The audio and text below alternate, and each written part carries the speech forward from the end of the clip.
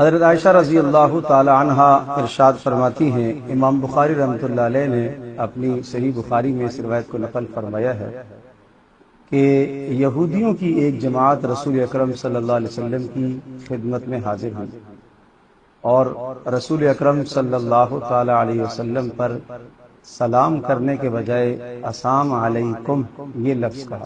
السلام علیکم اس کا معنی ہے آپ کی ہلاکت، آپ کی موت ہو۔ گویا کہ وہ اس ہوشیاری سے رسول اکرم صلی اللہ تعالی علیہ وسلم کے حق میں بددعائیہ کلمہ یا برا کلمہ کہنا چاہ رہے تھے تاکہ رسول اکرم صلی اللہ علیہ وسلم کو محسوس نہ ہو۔ حضرت عائشہ رضی اللہ تعالی عنہا نے یہ لفظ سنا تو حضرت عائشہ رضی اللہ تعالی عنہا نے ارشاد فرمایا کہ علیکم السلام واللعنہ، تمہارے اوپر ہلاکت ہو، تمہارے اوپر موت ہو، تمہاری تباہی اور بربادی اور لعنت ہو تم پر۔ رسول اکرم صلی اللہ تعالی علیہ وسلم نے یہ بات سنی تو آپ نے ارشاد فرمایا، اے عائشہ ان اللہ یحب الرفق فی الامر کلہ، اللہ ہر بات میں نرمی کو پسند کرتا ہے۔ تو حضرت عائشہ رضی اللہ تعالی عنہا فرمانے لگی، اللہ کے رسول آپ نے سنا نہیں انہوں نے آپ کو کیا کہا؟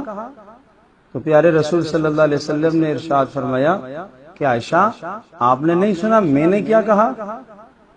انہوں نے گویا کہ بددعائیہ کلمہ کہا تو میں نے جواب میں وعلیکم کہہ دیا، بس گویا کہ انہوں نے کہا کہ آپ کی ہلاکت ہو، میں نے وعلیکم کہہ دیا، آگے لفظ بڑھایا بھی نہیں، صرف وعلیکم کہہ دیا۔ تو ایک بات تو یہ سمجھ میں آئی کہ اگر کوئی غیر مسلم سلام کا کلمہ کہے تو ہمیں جواب میں وعلیکم کہنا چاہیے بس۔ دوسری بات یہ سمجھ میں آئی کہ اگر کوئی ہمارے سامنے بدتمیزی کے ساتھ بھی پیش آتا ہے، تلخی اور سختی کے ساتھ بھی پیش آتا ہے تو اس کا جواب آدمی کو نرمی سے دینا چاہیے، اخلاق کے دائرے کے اندر رہتے ہوئے جواب دینا چاہیے، شرعی حدود سے تجاوز بالکل نہیں کرنا چاہیے۔ حضرت صلی اللہ علیہ وسلم نے کیا فرمایا؟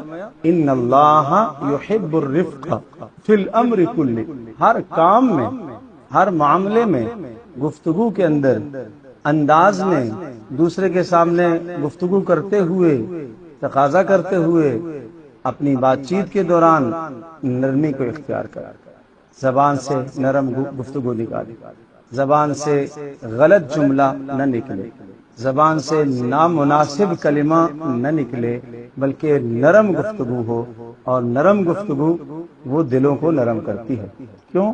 اللہ تبارک و تعالی نے حضرت موسیٰ علیہ السلام کو جب فرعون کی طرف بھیجا تو موسیٰ علیہ السلام اور حضرت ہارون علیہ السلام دونوں ساتھ گئے تو کیا ارشاد فرمایا؟ فَقُولَا لَهُ قَوْلًا لَيِّنًا لَعَلَّهُ يَتَذَكَّرُ أَوْ يَخْشَىٰ، موسیٰ اور ہارون تم دونوں جاؤ فرعون کے پاس اور اسے جا کے نرم بات کرنا، قولا لہو قولا لینا، نرم بات رکھنا۔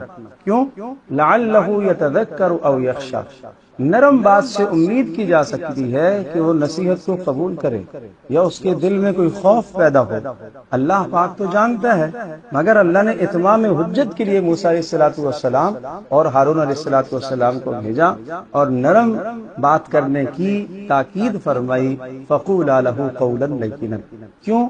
اس لیے کہ اگلے کے دل میں بات نرم اترتی ہے، اور آداب کی اگلے کے دل میں جو بات اترتی ہے وہ نرم بات اترتی ہے، اور یوں سمجھے کہ گفتگو کے جو آداب ہیں ان آداب کی رعایت رکھتے ہوئے جب انسان گفتگو کرتا ہے، شرعی حدود کے اندر رہ کر کرتا ہے تو وہ گفتگو مؤثر ہوتی ہے۔